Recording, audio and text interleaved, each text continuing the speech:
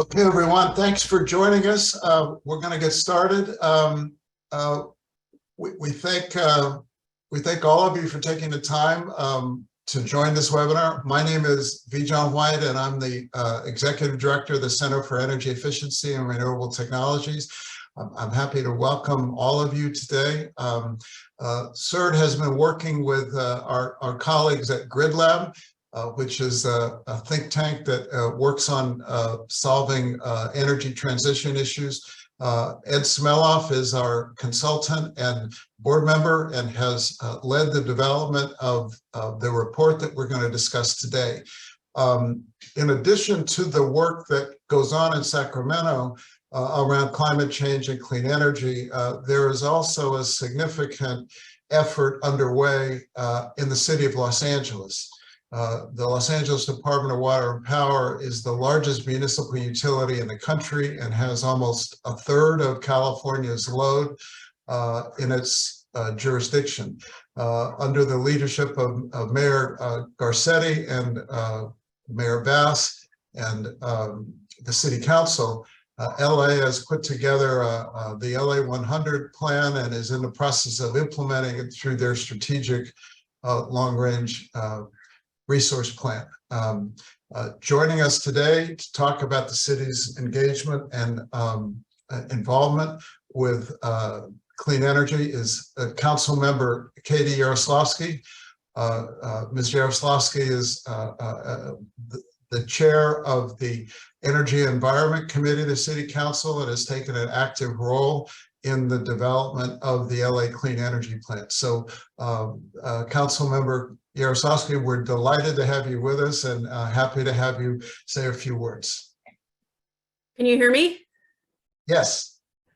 Good morning, everyone. Thank you so much for inviting me to join the webinar this morning. I'm here with Kristen Torres-Pauling, who many of you probably know. She's my Deputy Chief of Staff of Policy and Planning. A big thank you to V. John White and the rest of the CEERT team for their long-standing role as a leader in advancing climate solutions in the energy sector and for CEERT's service advising DWP on LA 100 and the strategic long-term resource plan.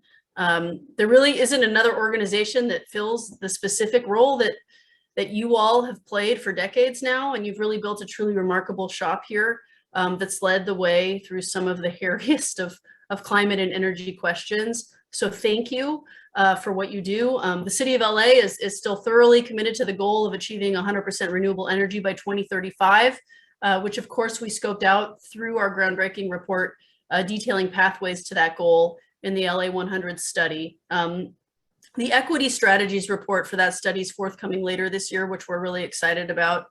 The equity strategies is a 2-year study in partnership with NREL and UCLA. It brings together LA-based community justice organizations and stakeholders in a steering committee to guide this unprecedented effort.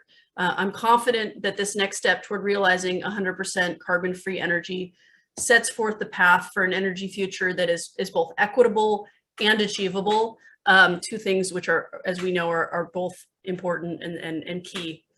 Just as LA 100 equity strategies is about challenging our legacy practices, we have so many aspects of our energy future that require a really profound shift away from the status quo. And as you all know, transmission is one of those parts of the power system that we need to crack open and re-examine.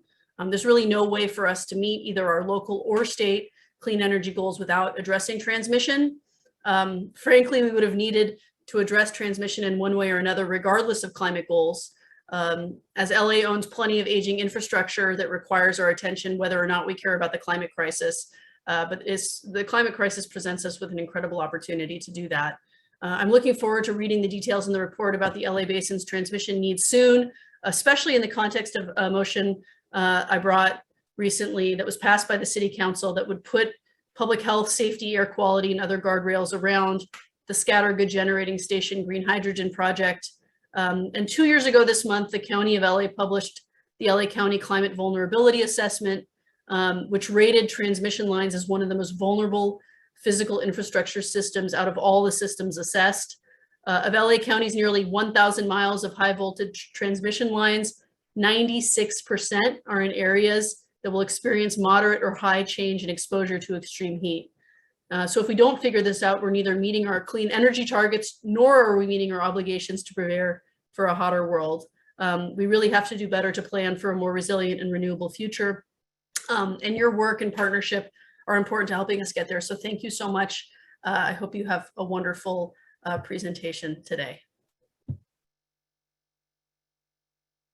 Thank you, Council Member. We really appreciate you being here and appreciate your leadership. And it's a new day in LA. We've been working in LA back since Richard Riordan was mayor, and let's just say it's you come a long way, and now you're leading the pack, and the rest of us are learning from what you all are doing in Los Angeles. So we're grateful to have you with us and grateful for your leadership and engagement. Thanks very much.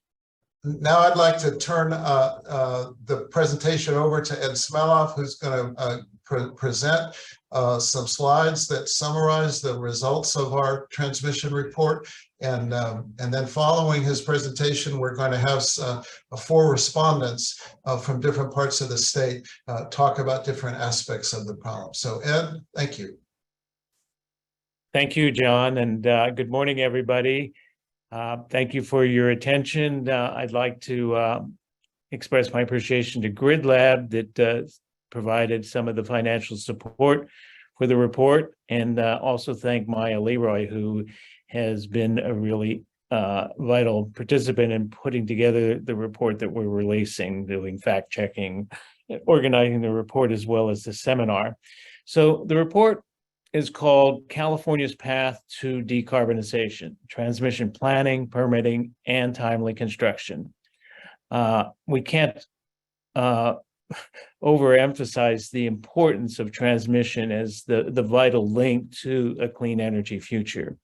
This report that we're releasing builds on an earlier report that we released in March that identified a variety of new and upgraded high voltage transmission projects that are needed to decarbonize California's economy, going beyond just the existing uses of electricity and thinking forward about how electricity is going to be used in the transportation sector and elsewhere to really revitalize the economy. So our report has 7 sections. I'm going to focus on several of those. The first section reviews the CAISO's excellent 2022-2023 transmission plan, which was completed and released in May of this year, and adopted a lot of the projects that we had earlier put forward in our earlier version of the plan. The second section of our plan discusses the need for clean energy development in the Central Valley and the additional transmission that's going to be required to really leverage the amount of potential clean energy that the Central Valley can provide the rest of the state.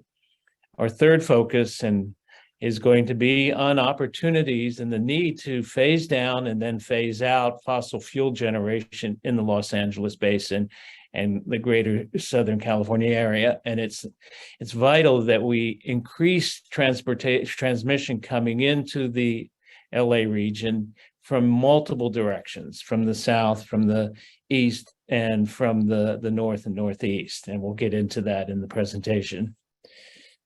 3 sections of the report address more technical issues related to getting the transmission from the identification of need to having steel in the ground and being operational. And those focus on permitting, the interconnection process to tie in new projects to the grid, and actually the project construction process, which is really important that it be done in a timely manner. So we will be focusing in this presentation, lastly, on the permitting process, the challenges that face the state, and what the Public Utilities Commission and other policymakers need to do. So let's go on to the next slide. And this next slide shows how much has been spent on utility scale transmission in California over the last decade or so. And we can see that there's been really a long pause in building the needed transmission in California. The last big project that was built and completed about a decade ago was in northern Los Angeles and Kern counties, Tehachapi Regional Transmission Project, which was completed by Southern California Edison.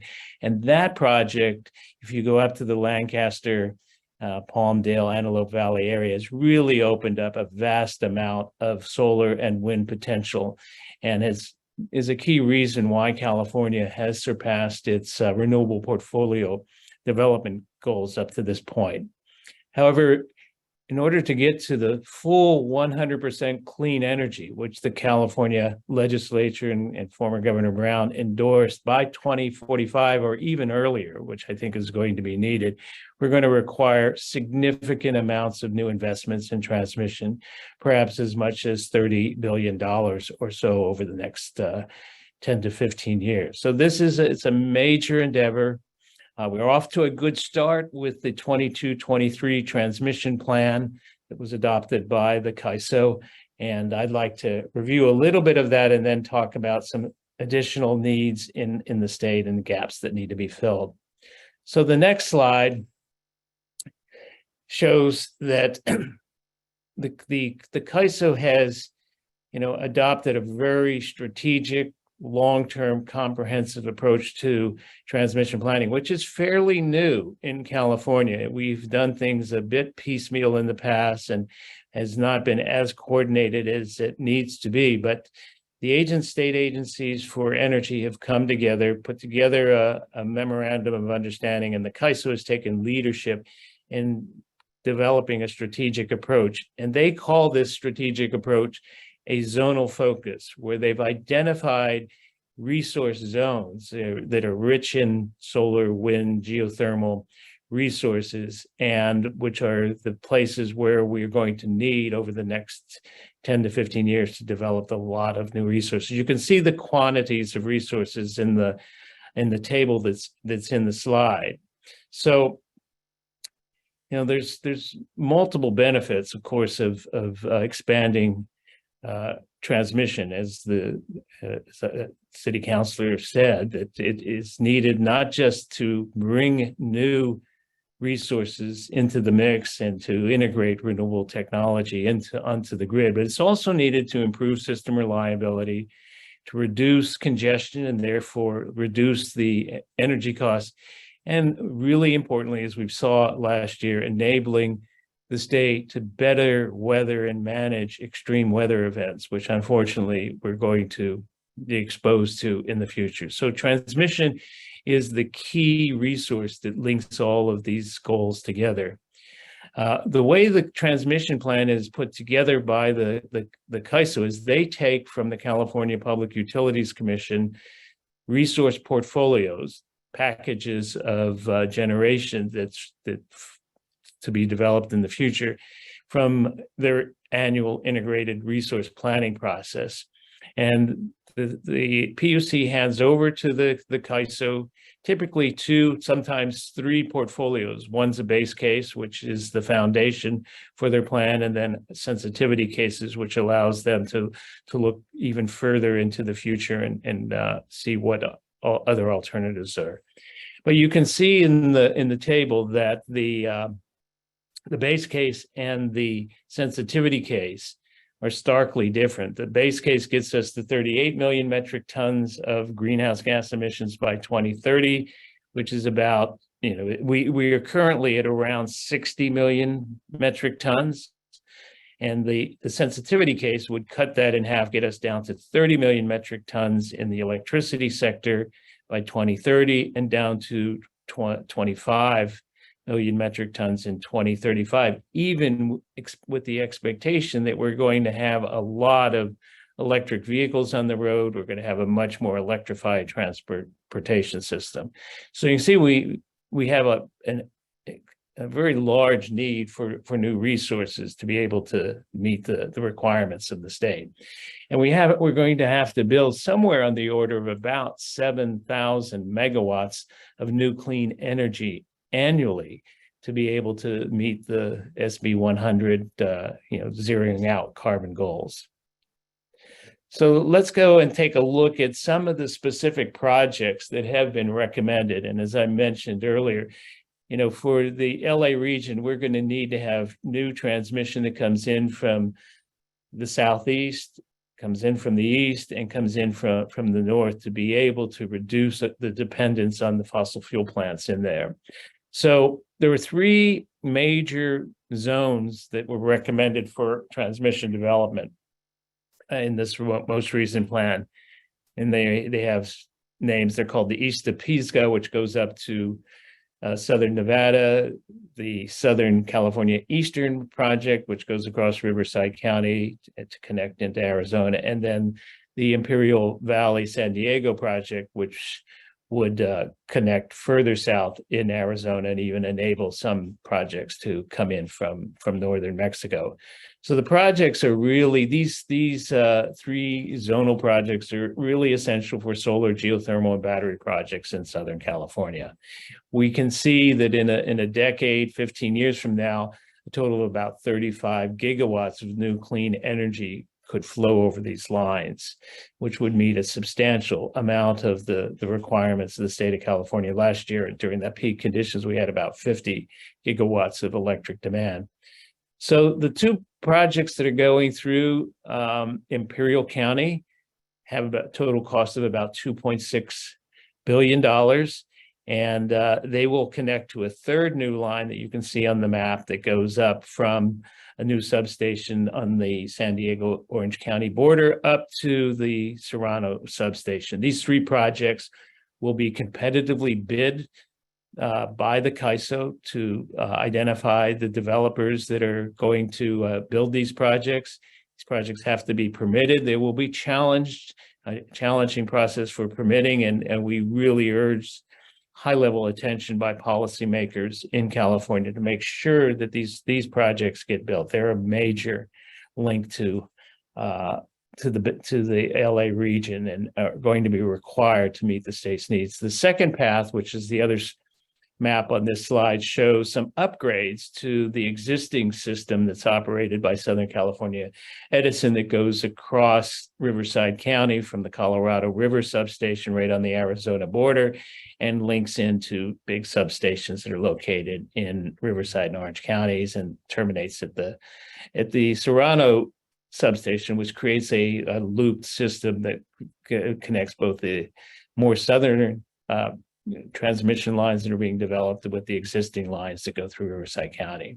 So let's go on to the next slide. And this shows the third new pathway that's going to be needed from Southern Nevada that will come down into San Bernardino to the Lugo, Victorville, Adelanto complex of substations that serve both LADWP and the CAISO system. The selection of a recommended project here, because you see some alternatives, has been delayed by the CAISO, and they're evaluating the cost effectiveness, currently evaluating the cost effectiveness of alternative projects. And we expect a decision shortly this summer on which project will be recommended in their plan. And it also will be competitively solicited for development. This pathway is really needed to connect California, a stronger link to Southern Nevada to enable the development of both solar and geothermal energy in Southern Nevada and for the delivery of wind energy from Wyoming. So there's a substantial new line that's being built from Wyoming down to Southern Nevada, and that line will enable California to take advantage of a very robust resource in Wyoming. So let's go on to what's missing and what needs to be done in the future in the upcoming transmission plan that the CAISO is currently in the process of developing. They have their study plan together and they're beginning to do the analysis that's necessary. So the CAISO is doing two things this year. They're doing their 23-24 transmission plan, and they're doing an update of a 20-year longer-term transmission outlook. And that's been very helpful in sort of identifying innovative solutions that go beyond the current needs that need to be addressed. So there's sort of three missing pieces in a comprehensive plan for California. One is the need for more transmission in the Central Valley. that will enable the development of a significant amount of new generation in the Central Valley. You can see from the slide, if you look down to the PG&E Fresno and PG&E East Kern, that there's an enormous amount of potential for solar, which will likely be developed in a co-located fashion with battery storage in the Central Valley. So the Central Valley is going through, as much of the other state, really challenges from climate change. It's impacting. We're seeing extreme heat events. We're seeing major flooding, seeing sustained droughts. And so there needs to be some new resources put into the Central Valley that both promotes long-term economic development and jobs, as well as powering the rest of the state with the potential for clean energy. Much of it which can be developed on lands that are not useful or no longer useful for agricultural production. So the CAISO 20-year transmission outlook assumed there'd be a need for 53 gigawatts of utility scale solar by 2040. At least 20 and perhaps as much as 30 gigawatts of that could come from the Central Valley. It's also going to be needed, new transmission is going to be needed in the Central Valley to phase out fossil generation in the Bay Area. The Bay Area, like Los Angeles, is a big load pocket, which has a number of fossil gas-fired generators located in it. And if it's going to be phased down, we're going to need to have new transmission from the Bay Area. So I'm going to go on to the next slide, I want to leave some more time for the others. So as we mentioned at the beginning of this, one of the major goals in California is to retire and phase down the use of gas-fired generation in the Los Angeles basin. Approximately 40% in 2020 of the electricity that was consumed in the Los Angeles basin came from the existing fleet of fossil generators. So, and that has actually increased over the recent past, partly because of the closure of the San Onofre nuclear plant, and partly because of the closure of coal-fired generation in the Pacific Northwest.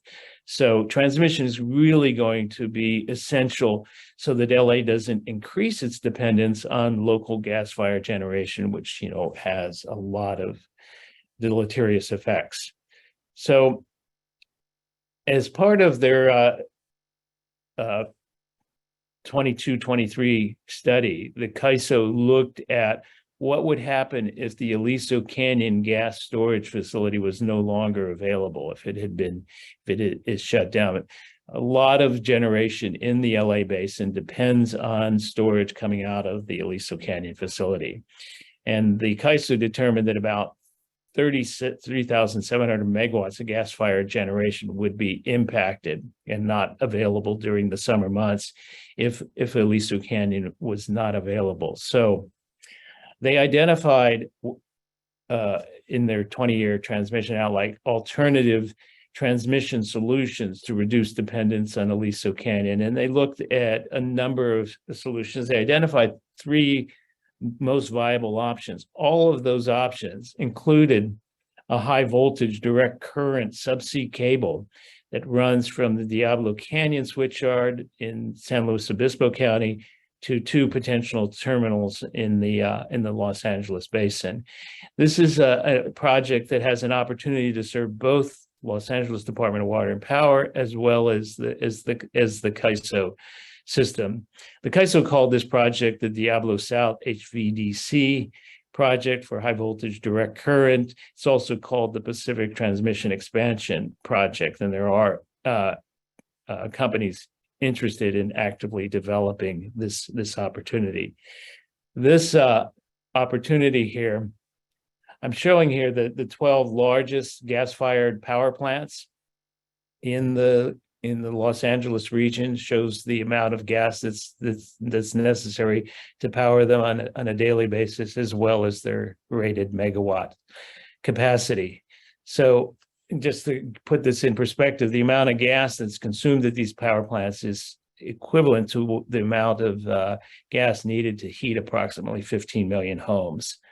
So with the key element on closing and reducing dependence on Aliso Canyon and the fossil industry is to develop the transmission lines that we've talked about, the ones that have already been identified in Imperial County and across Riverside County, as well as a new line that would come in from the north and take pressure off of the main existing lines that come from the northern part of the state into the Los Angeles region. So the next slide will show, what are the benefits of this Diablo South HVDC line, as well as it's about a 250-mile subsea cable that would come around Point Conception.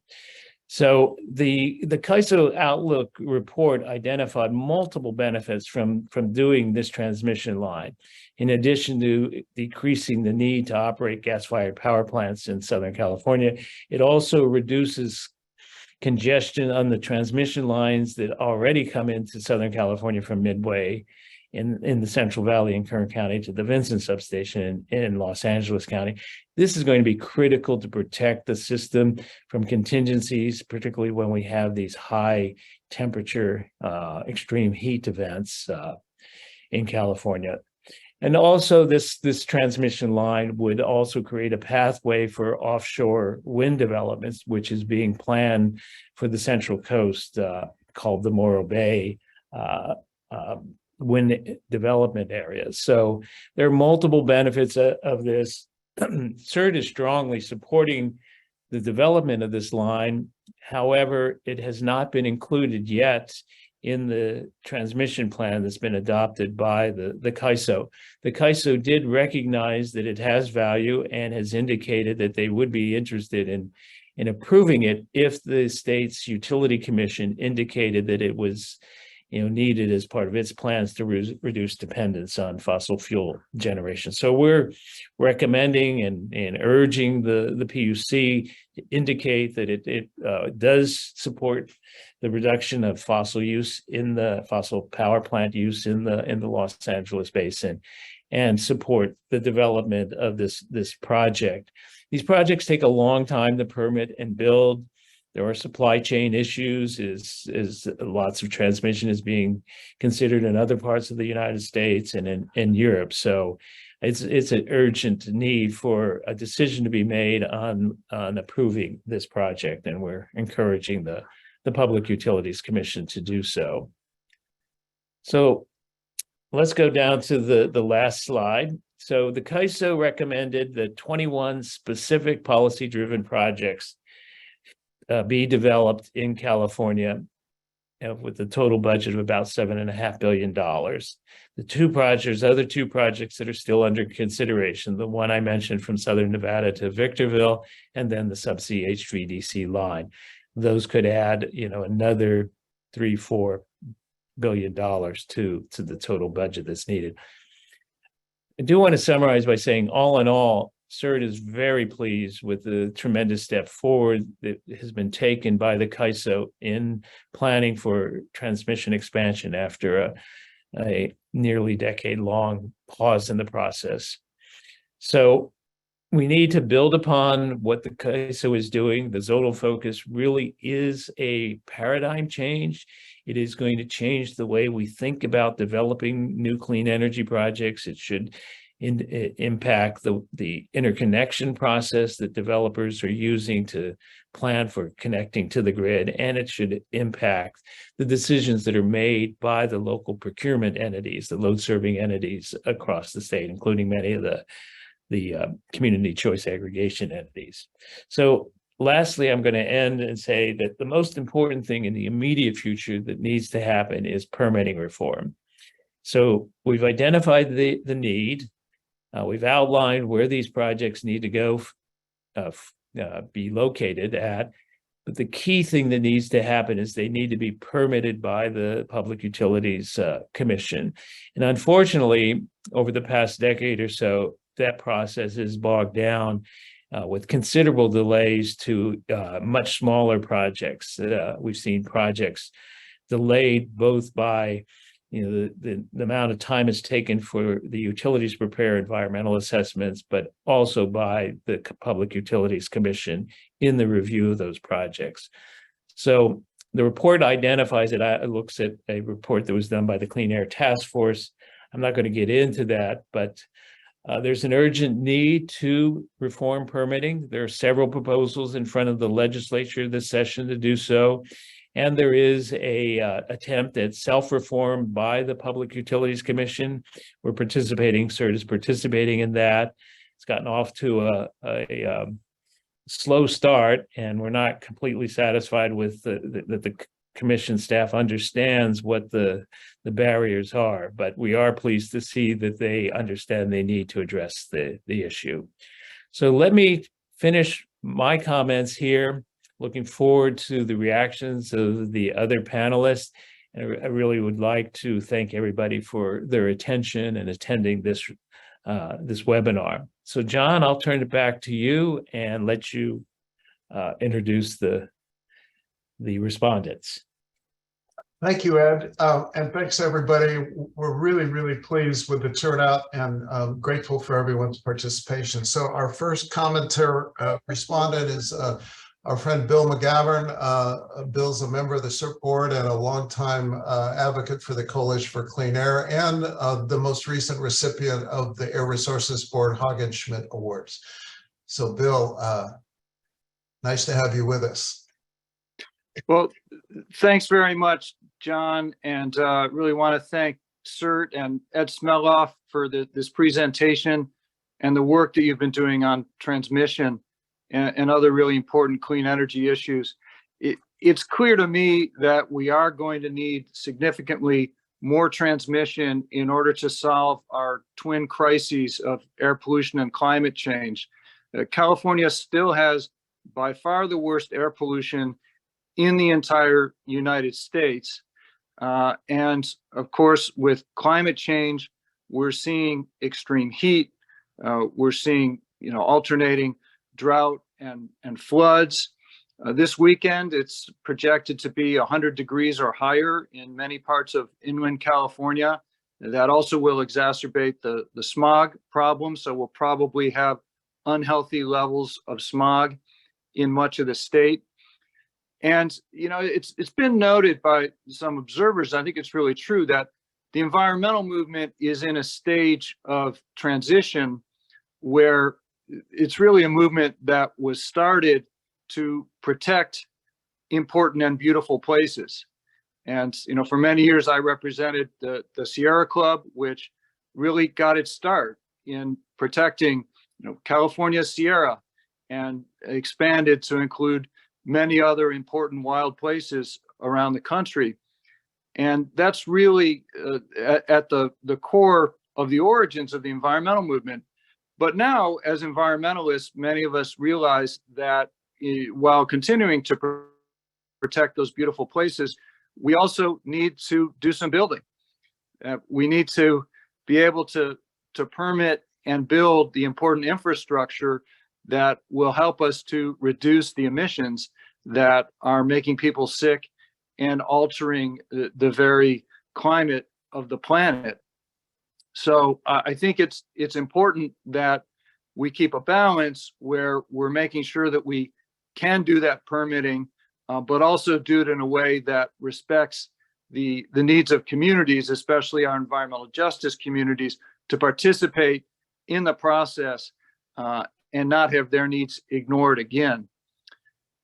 We clearly do need more transmission in order to end fossil fuel generation in the South Coast area, which continues to have the worst smog problem in the entire country. And we also are going to need to electrify our transportation sector and our building sector.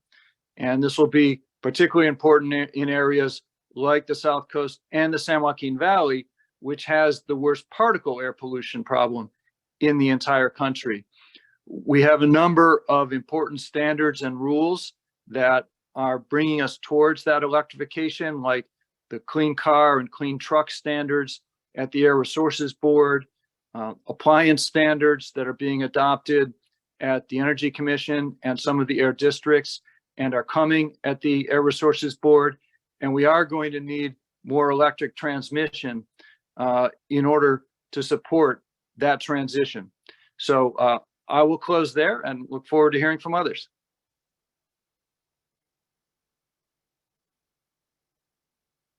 Thank you, Bill. Next, we have Veronica Padilla Campos from Pacoima Beautiful. And I'm not seeing Veronica in the attendee list. So Veronica, if you are on, please go ahead and raise your hand.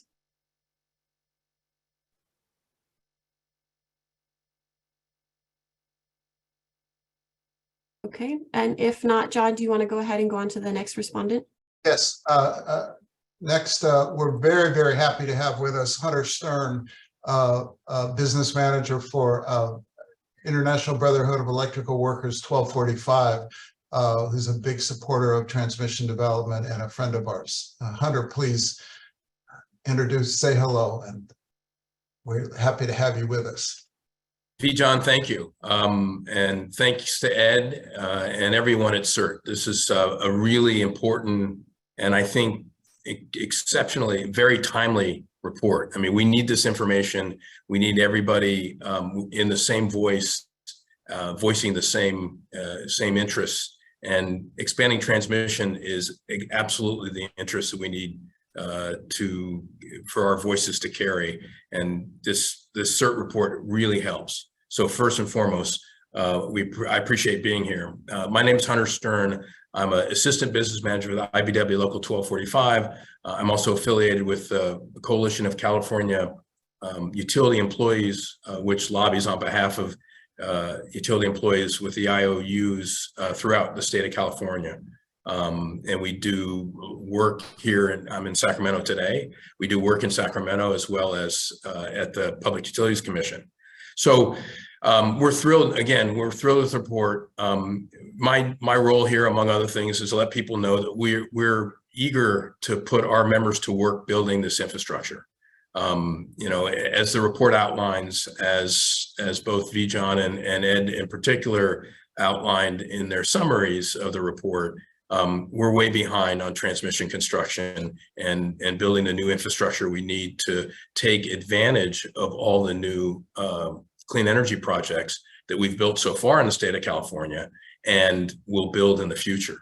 The IBEW has expanded our training program here in California for workers. We have a joint program that signatory contractors and IBEW members that are the construction workers that build transmission lines, the transmission towers and other apparatus associated with electrical infrastructure, as well as all the interconnection work, putting these new clean energy projects, putting that electricity on the grid.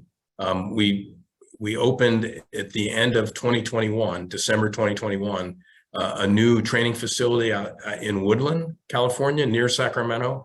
We've expanded our original training facility, which was down in Riverside, substantially, and we just made the decision to simply build a new facility in Southern California, replace that Riverside facility.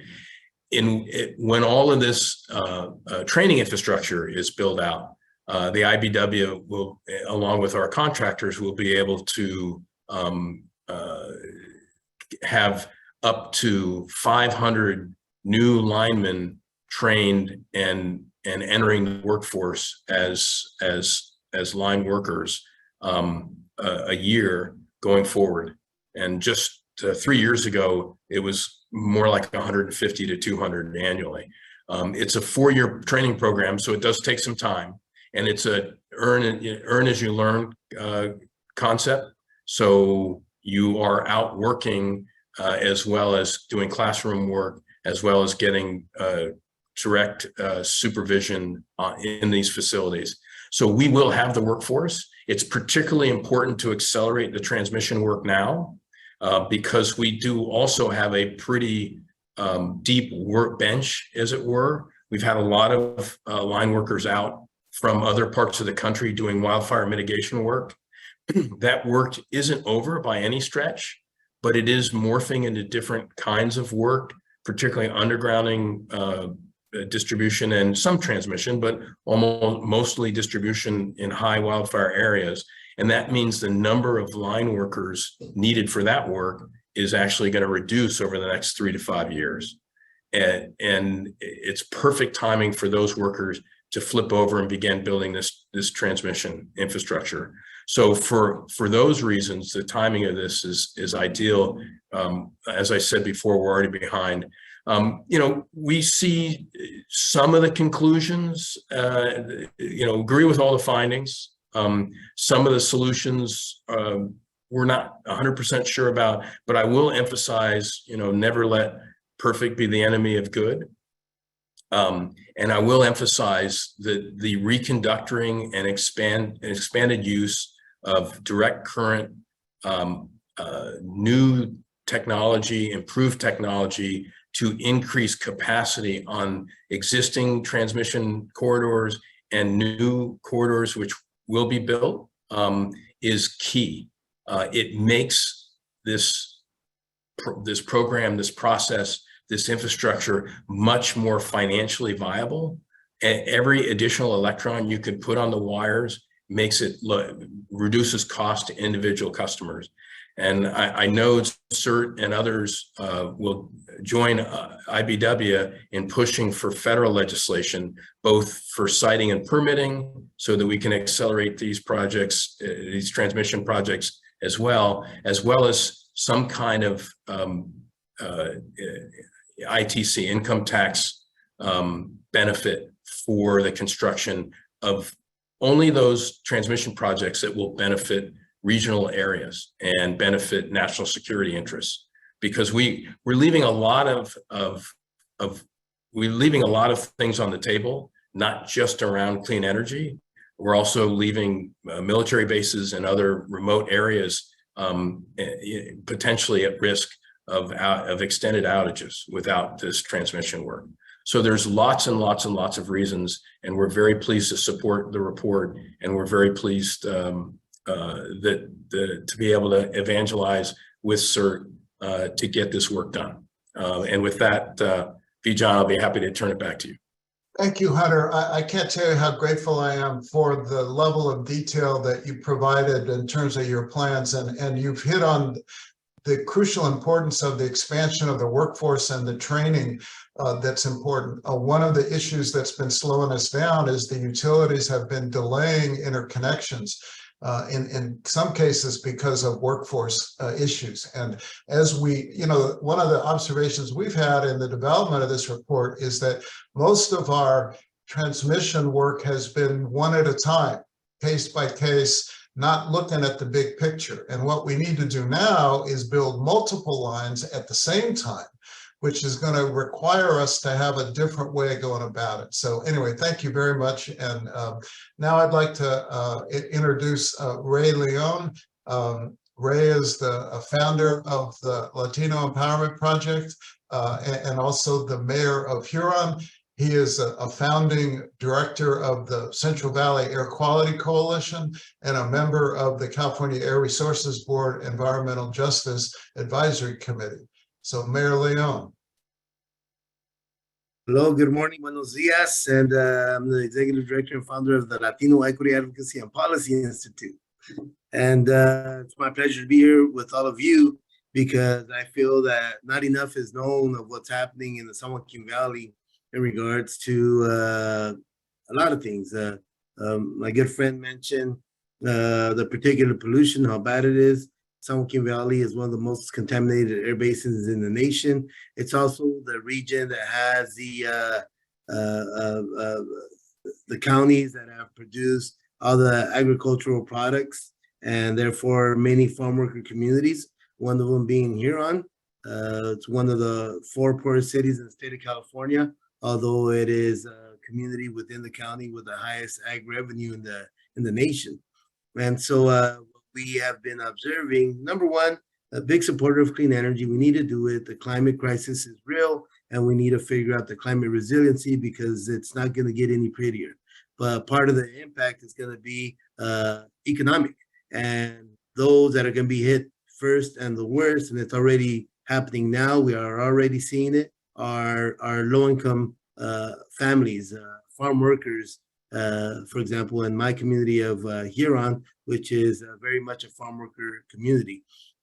And that's what's I think alarming for us, because my thing is in learning that 1,000 acres of land getting put out of production, whether it be from the drought or because almonds are being used, orchards, or many times also today, solar parks, and so I did some digging, and due to the drought, there's many less jobs in my area. We are one of the lechuga siblings, one of the lettuce siblings, Salinas Valley, Huron, and Yuma. We used to get lechuga twice a year in the early spring, late fall, which would bring about 8,000 migrant farm workers. So you can imagine the economic activity that we would see and we would have, that'll have a vibrant economy going with the small businesses in town, and everybody would really win in that scenario. But due to the drought, you could barely tell that lettuce season takes place. When we used to harvest broccoli, cabbage, different sorts of lettuce, and cauliflower. Now it's just iceberg lettuce, and it lasts probably a couple of weeks, and it's probably about 200 workers that are being brought from an hour away, so they're not even living in the community, and so the economic impacts are very real due to the drought. And in looking into the solar parks and learning that 1,000 acres of land, when put out of production, is costing the community or the local economies within a span of 20 years over about $100 million in that period, and it raises a lot of concern. So I think let me repeat that we support solar. We gotta get out of producing carbon while we produce and generate energy, but we need to do it in a way where it's equity based, so that we also uplift the families most in need. Here around Huron, we probably have about 1 gigawatts worth of solar power already being generated or about to be generated, which is huge. And that to me represents a lot of money, a lot of resources. But what I guess there's a few folks that are working in the industry, and there's a lot of jobs in the beginning of it. But after they build it, it's pretty much no more employment. Very, very few employment opportunities. And we need to figure out, and I got some ideas on how we really uplift the communities that are near these operations, so that we can ensure that we aren't perpetuating poverty and we aren't undermining the future generations of these communities. So one of the things is with the solar farms, I try to identify and calculate what amount of money is generated from 1,000 acres, but I think I'm still not there. But I know it's in the hundreds of millions, and I know when I was at the governor's office when Jerry Brown was in attending, I did 1 or 2 of the San Joaquin Valley Solar Initiative meetings, and all of that got streamlined, which is great because we got to make it happen, right? But at the same time, what that did was that it makes it cheaper for solar companies to bring in the operation, but the communities around those solar companies are not really benefiting. What I've seen and what I would like to encourage more, when they were putting in the transmission here south of Huron, connecting it to the PG&E plant, everybody that I met out there, they were from not only not from Huron, not only not from the San Joaquin Valley, they weren't even from California.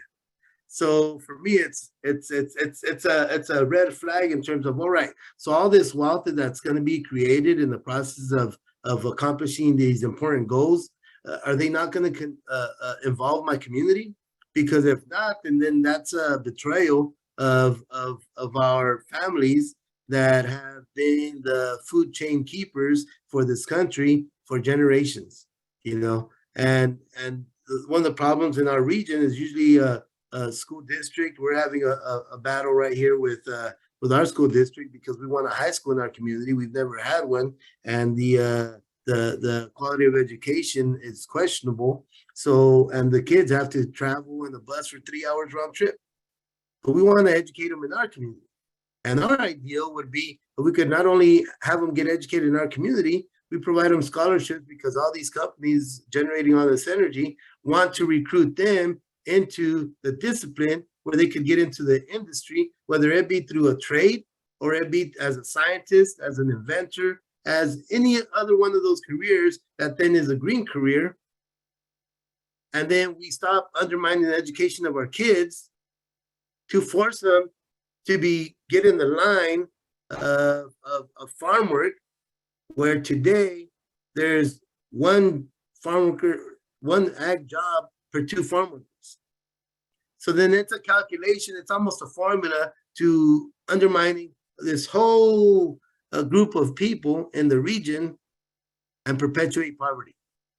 So what I'm saying is that how are we going to identify the opportunity to uplift families via this process of generating the transmission, of developing the transmission and generating the clean energy that we must have, to include the people that are closest to it in the state of California that have sacrificed their persons, essentially, that don't have a 401k as a farm worker, don't have benefits, many times do not have health insurance, but have been maintaining this economy that we call home.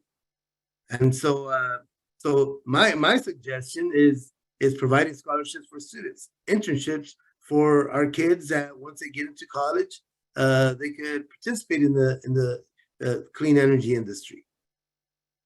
And when they graduate from college, they could be a fellow. And I think we really need to diversify and match up the demographic of our clean energy industry with that of our state of California. And Latinos make up 40%. So thank you very much for the opportunity to comment. Thank you, Mayor Ray, and we appreciate your leadership and know that transitioning the Central Valley on clean energy is also an opportunity to transition on equity and equality, and as I think you have said, turn stakeholders into shareholders. So one of the opportunities that we hope to see is the opportunity for multi-year build out and coordinating our workforce training and development with the scale of the build out, so that we can, because instead of, as you mentioned, one project at a time, the workforce comes and then they leave and then nothing goes on. What we're talking about is really building sustained multi-year projects, both transmission and solar and storage. And there's an opportunity for more equitable outcomes, which we hope that we can work together on. So with conclusion of our respondents, now we have an opportunity to respond to some questions. There are some questions in the chat. First up is Nancy Rader's question about what specifically does the CPC need to do in the IRP-TP process to reduce reliance on LA gas plants. I think the answer is that they have to decide that they want to retire gas plants and communicate that to CalISO. Unfortunately, under the IRP, the modeling that the PUC is now relying on continues to have almost all the gas plant capacity online in 2045. And while we understand we're going to have to keep some gas around, what we'd really like, and what Ed mentioned, is for the PUC to send a clear signal to the CalISO, specifically with regard to the undersea cable from Diablo to Scattergood, that there is enough benefit to the investor-owned utilities in reducing our dependence on gas to move that project up. As Ed said, there is supply chain issues looming both nationally and internationally with the equipment that we want. So we really are pressing the PUC to send a letter to the ISO saying that despite the ongoing reliance on some gas, it's an important policy priority for the PUC to begin a process of phasing out gas with the availability of additional transmission like the undersea cable. And I'll just add, John, that SB 887 does require the PUC to address which the retirement of gas plants. A report's due to the legislature in March of 2024. What would be extraordinarily helpful from the Public Utilities Commission is to get some earlier indication, an earlier interim report that identifies, where they're going in the planning for the retirement of the gas plants. Transmission is obviously a necessary element of this. It's not the complete element. There's going to be need for resources that are built in the LA basin, and as Nancy points out in her question, that needs to take place in the integrated resource plan, where there's some specific identification of resources that need to be developed to meet local capacity, local resource adequacy requirements. Thank you, Ed. We have another question that I don't know the answer to from our friend Fred Morrison. That is, how many workers on average are needed per acre for farming? I just don't know. If Ray is still with us, maybe he can answer that question. Do you have an idea, Ray, of how many workers per acre of agriculture, or does that depend on the crop? So I think somewhat depending on the crop. If it's an orchard, it's not labor intensive. But if it's like tomato, market tomato, onion, garlic, then it's much more intensive. But I think in general, what the account is, 1,000 acres in 1 year, it's about 50 jobs on the field. But those 50 jobs on the field and the product that they harvest provide another 200 jobs off the field. So 1,000 acres gives you about 250 jobs. And off the calculation that I've gotten, it's about $111 million in a 20-year period. So that's a lot of money that is being plucked out of the region. And I always think about that phrase where it's a death by 1,000 pricks, or what is it? Death by 1,000 slices or something. But that's kind of what's going on, with the air quality issues and the impact to health, and the doctor bills are no joke. We still don't have universal healthcare. We're still waiting for that. But I hope that answers your question. Thank you. Thank you. I think that brings us to the end of our time. We're just about an hour, a little bit over, right on time. So unless there's additional questions or comments, we're going to thank everybody for being with us. As Maya has told you, the meeting is being recorded, and we can make available access to the recording. So thanks, everybody. Have a great day, and thanks so much for participating and taking the time to listen to our work. Thank you, Vijay. Thank you, Ed. Good job, everybody. Adios. All right. Bye-bye. Bye.